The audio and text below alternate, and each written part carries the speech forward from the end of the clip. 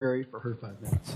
Thank you, Mr. Chairman. I would like to start by welcoming Mr. George first. My mother was an operating engineer, and I come from a union-strong family, so really appreciate you here being with us and representing the workers of your local and, of course, all the operating engineers. And I wanted to also use this opportunity to say I shared this with the committee yesterday as we were talking about both mining and oil and gas issues, that I was born while my parents were actually working. My mom was a machine oiler that worked at a coal-fired power plant in Farmington, New Mexico, and my dad was a welder in the oil and gas fields.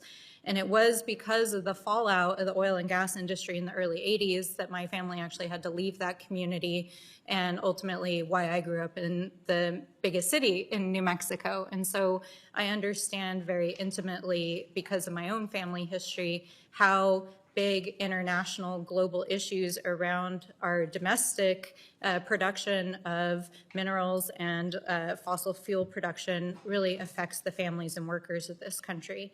And we take those issues very, very seriously. And I think obviously your testimony highlights that. But I also think that it's important to recognize that much of what has happened around mining in the United States and its decline is not because of domestic policy, but because, as we heard here from Mr. Moats and others, really has to do with international trade and commodity prices at the international level. And I think, Mr. Mintzes highlighted this in his testimony.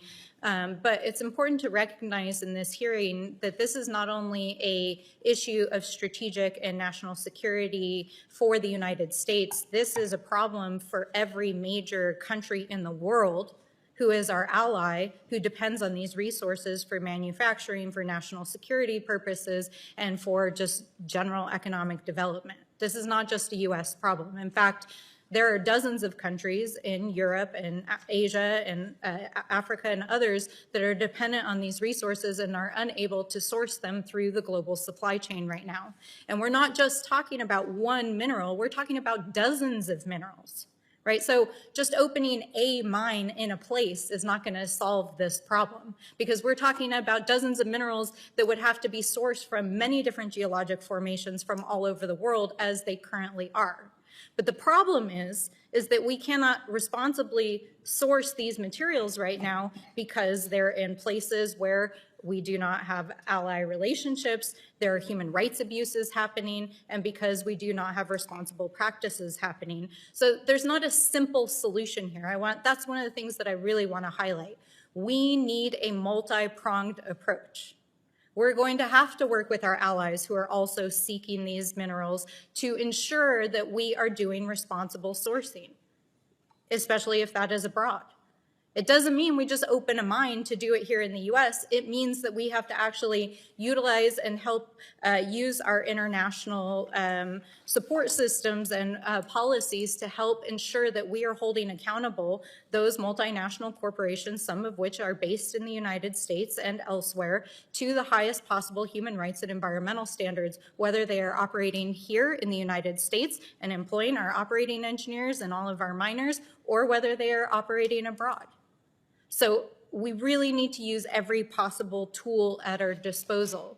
But I want to take the rest of my time to really focus on the circular economy that Mr. Mintzes brought up here. Now, we know that recycling, reuse, and design is not going to be the only solution. It's only part of the solution, but it represents a significant portion of the supply chain that is underdeveloped right now in the United States, and as Mr. Mintzes stated, is underdeveloped from a policy standpoint with respect to other countries. So, Mr. Mintzes, could you please share more?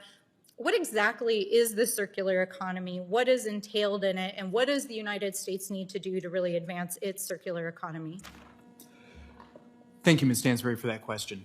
Some of us may remember bottle bills or deposits when you could turn in a can or a bottle and receive a nickel or a dime back. That's effectively what we're talking about. So in Europe, it really boils down to 4 things. You have producer responsibility, you have supply chain due diligence, you have recycled content standards, And the state of California is looking at some of these ideas because they have a large EV market too, as you indicated.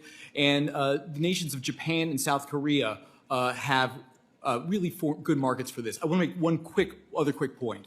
In response to the trade dispute that you spoke about in 2010 between China and really the rest of the world, what happened was Japan and South Korea did in fact begin to build a more circular economy, to recycle because they don't have as many mines as we do, right? So they're building it, Europe is building it, and I think that we can do it here too. We can do it with union jobs as well. I thank the gentleman.